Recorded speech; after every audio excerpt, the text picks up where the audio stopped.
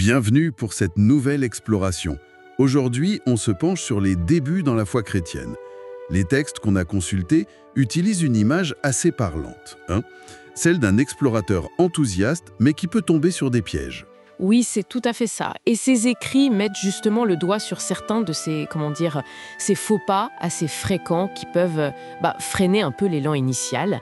L'idée, c'est de voir comment ils nous aident à les repérer et surtout à les éviter. D'accord. Alors, le premier point qui ressort, c'est cette quête, parfois un peu illusoire, de perfection immédiate. Et souvent, c'est lié à ce qu'on ressent, à nos émotions. Exactement. C'est un grand classique, Les sources donnent des exemples concrets. La personne qui se sent terriblement coupable pour une pensée jugée imparfaite. Ou comme cette Sarah qui croit que Dieu l'a abandonnée juste parce qu'elle ne ressent plus cette émotion forte en priant. Ah oui, je vois. Et les textes analysés, qu'est-ce qu'ils proposent comme regard là-dessus? Il compare la foi plutôt à une graine qui pousse ou un arbre qui mûrit, tu vois. C'est pas un interrupteur on-off, perfection instantanée. Non, ça prend du temps. Donc, une croissance progressive? Et les émotions dans tout ça, si elles fluctuent tout le temps? C'est là que les textes insistent. La foi, elle doit s'ancrer ailleurs. Dans la vérité, dans la parole, on parle de marcher par la foi, non par la vue, et dans le caractère de Dieu. Lui, il est stable, comme un roc, quoi. Les sentiments, c'est comme la météo, ça change. Dieu accompagne même dans la faiblesse. C'est ça l'idée. Tout à fait.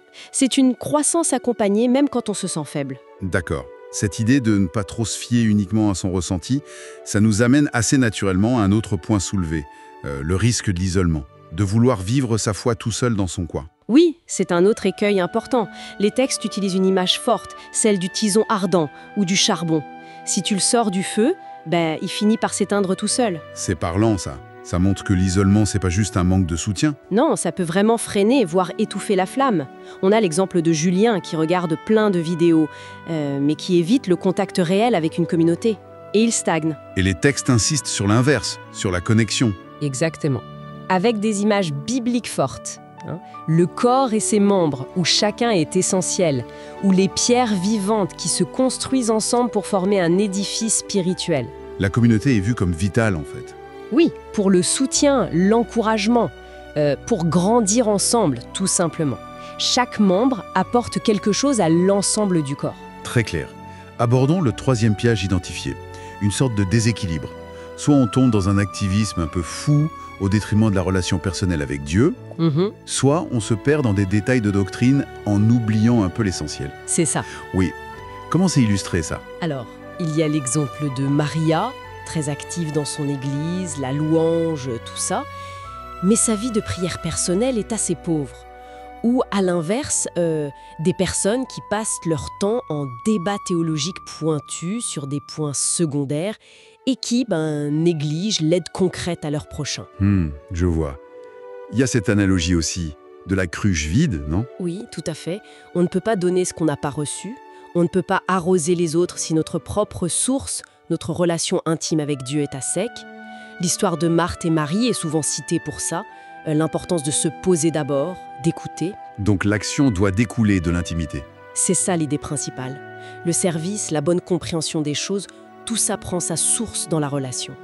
Les textes rappellent que le plus important, le fil d'or, comme dit une source, c'est l'amour.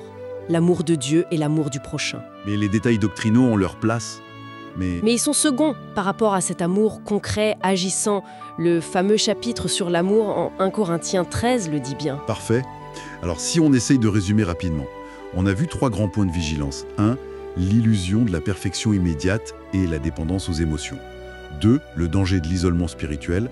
Et 3, ce déséquilibre possible entre l'action ou les détails et la relation personnelle et l'amour. C'est une excellente synthèse, oui. Et le message commun à travers ces textes, c'est vraiment que la foi est un cheminement, une croissance. Dieu cherche avant tout un cœur sincère, prêt à apprendre, pas une performance parfaite tout de suite. Donc patience, communauté. Oui, patience, communauté, une foi ancrée dans la vérité de Dieu plutôt que sur les sables mouvants des émotions. Et toujours revenir à l'essentiel, l'amour. Et puis, ne pas oublier la grâce. Elle est là, justement, dans nos faiblesses. Notre exploration de ces avertissements touche à sa fin. Oui, Et pour conclure, il y a une pensée assez forte dans une des sources. Voir ces erreurs potentielles, ce n'est pas fait pour juger, mais plutôt comme un équipement pour rendre le parcours plus sûr. Une source les appelle même des enseignants déguisés. Des enseignants déguisés.